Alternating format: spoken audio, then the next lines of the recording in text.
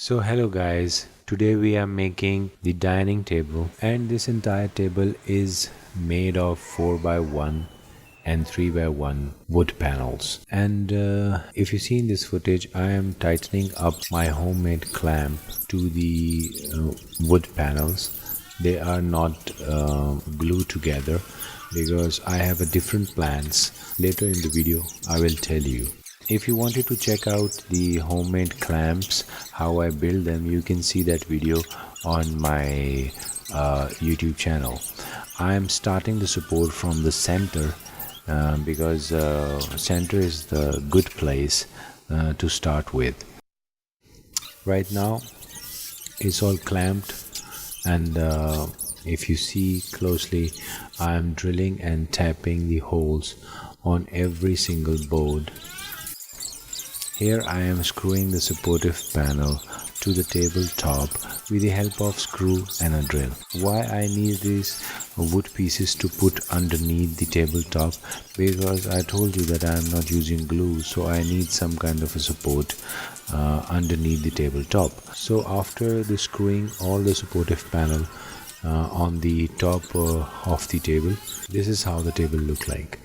I am using the pine and kail wood for the build of this dining table. Now I am actually planing the 3 by 1 pieces of wood for the tabletop, because I have a plan to make a frame for 4 sides of the tabletop. Also with this frame it will become more strong and the look will also become good.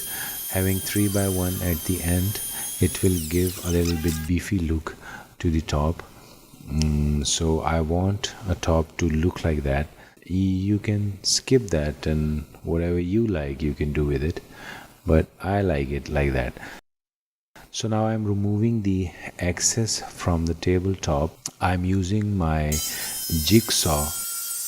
This is how it looked like after removing the excess. So now this tabletop requires the straight edge for the frame to fit in. So I am using my router and a 3-inch flat bit to flatten up the all 4 corners to the tabletop. And don't you ever stop the running spindle with your finger, because if you do that it will cut your hand into many pieces. So please don't be a fool like me and stop doing that. For now I am repeating the process. I am flattening up the other side of the tabletop. So always it's a good idea to have a dust mask while working with this mechanical and electrical machines, because they while you cutting or planing the wood, it will create a lot of dust. So remember that point. So it's a good idea to wear a respirator.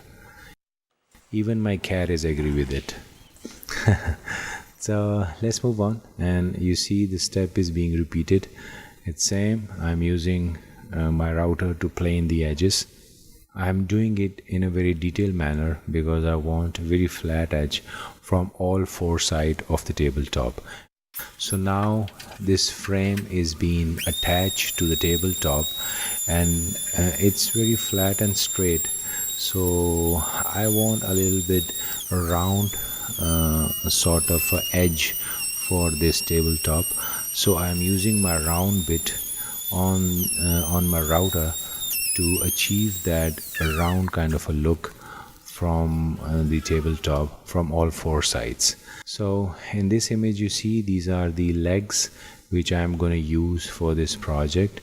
These are very common legs. You will see these kind of legs in many dining tables, and they are very popular with the name of H legs or H shaped legs, whatever you call. Anyways, let's move on. Now I am gluing those legs and I am clamping them with my homemade clamp and some of the clamps I have in my workshop. So I'm using all of my clamps to glue up the legs for the table. So here, after setting up the glue, I am now planing the legs to its final depth. Also, it will clean the surface for better sanding. This is the dust I have created with the planing, and this is how it looked like after the planing. Now I am cutting those legs to their final length, and I try to keep the all edges very straight, and it should be parallel to each other, and it should be balanced with each other. Now you can see it, they are very much parallel and equal to each other. And now we can assemble them with the help of bolts, big bolts. To put those bolts inside these legs, you need to drill the holes, pilot holes, and a countersink for the bolt head, because bolt head requires a little bit clearance. So to have this 1-inch wide countersink, you require the spade bit or the Forstner bit to do so.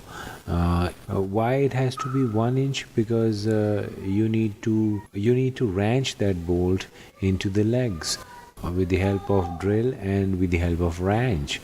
So that wrench bit or the head driver will also take the space. So for that reason, it requires to be 1 inch, because the bolt head is around 18 millimeter and the head is around that key is around 25 millimeter. So these bolts are plenty tough enough to hold the entire structure of the dining table. I would suggest, if you wanted to make a dining table like that, I'm using 4 bolts per joint, but I think so you can use 3 bolts per joint. That would be more than enough. The design of mine is a little bit overkill because I wanted to make it very strong. So that's why I use the 4 bolts, but 3 bolts would be more than enough, I think so. And I'm using glue for every single joint, and then I am using these bolts to clamp the legs together with each other. And we don't require the clamps for this process, because the bolts are working as a clamp to hold the joint. And I'm using 2 bolts for the side joints, which I believe is plenty tough enough to hold the frame. So you can mark up your holes with the help of bolt, and then you can drill through those holes, and then you can finally put the top on the legs, and then on this top the tabletop will come. Or the second method is this, that you can hold the top head with the help of clamp, and then you can drill cross through it, and you will have the perfect lined up holes. So now you see, this is the leg of the table, and I'm using my 1-inch straightening bit in my router, and I'm gonna make a 3/4 groove in both legs of the table, and I'm making the another groove in the supportive part.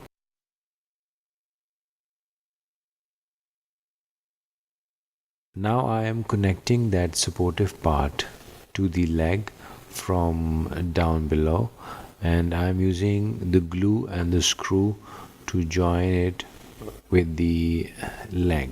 With this support, the leg will not swing or sag from the bottom.